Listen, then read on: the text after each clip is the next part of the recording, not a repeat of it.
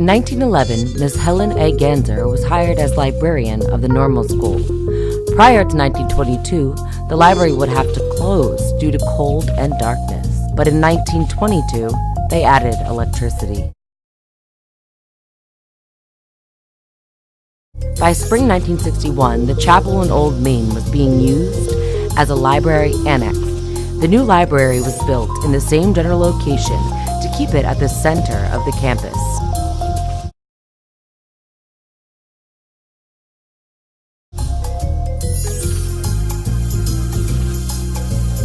A conveyor system was installed in one of the stairwells that went the whole way from the top floor of the library to the basement.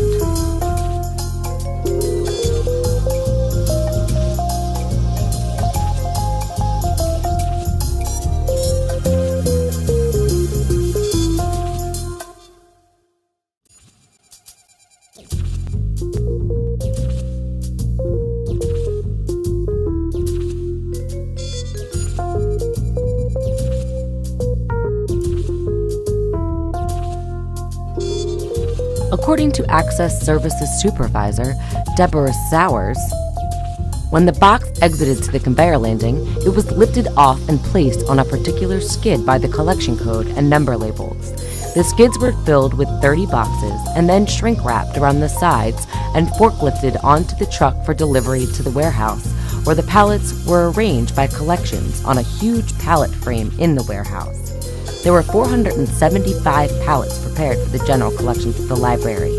This is not including the special collections pallets.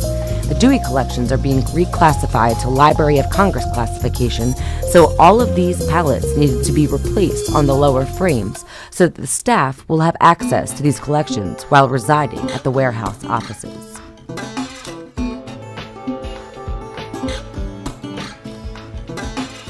The very first step of the boxing project was to put a label on a box. We started that on September the 15th. The first part would be take that empty box with the label on it and place it on what we call book cart. Janet Dotterer coordinated the archives and special collections move from the library to the Franklin House.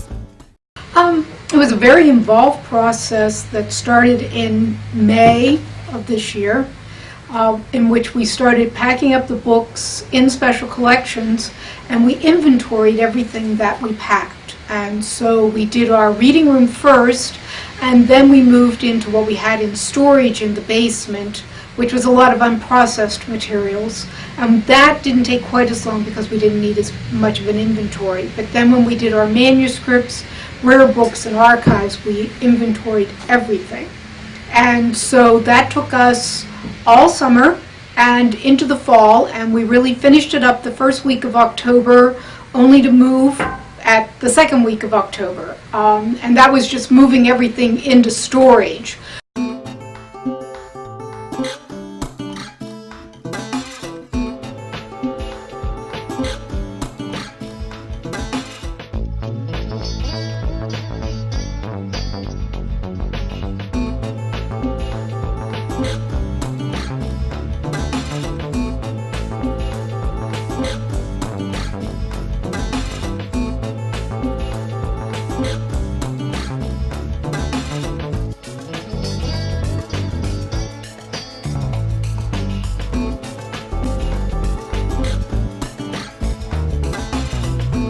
According to MillersvilleUniversity.com, the Helen A. Ganser Library holds 4 of the stained glass windows originally placed in Old Main, in the lobby from right to left.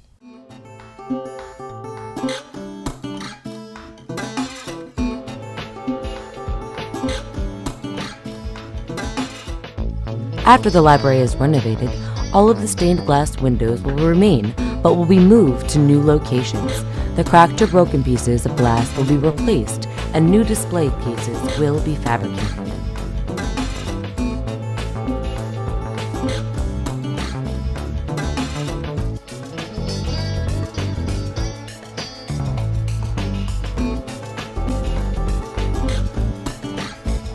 Millersville University is utilizing an off-campus warehouse in Greenfield.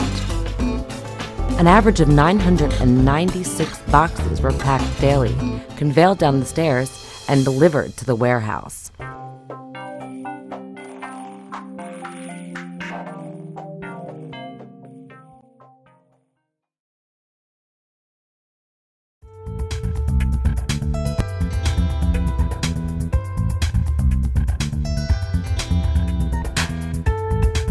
A total of 50 trips were made to the warehouse for just the general book collection.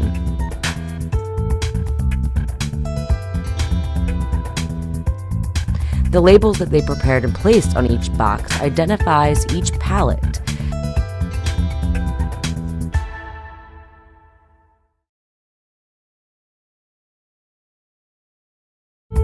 Currently, students can use the temporary library located in Gerhardt Hall.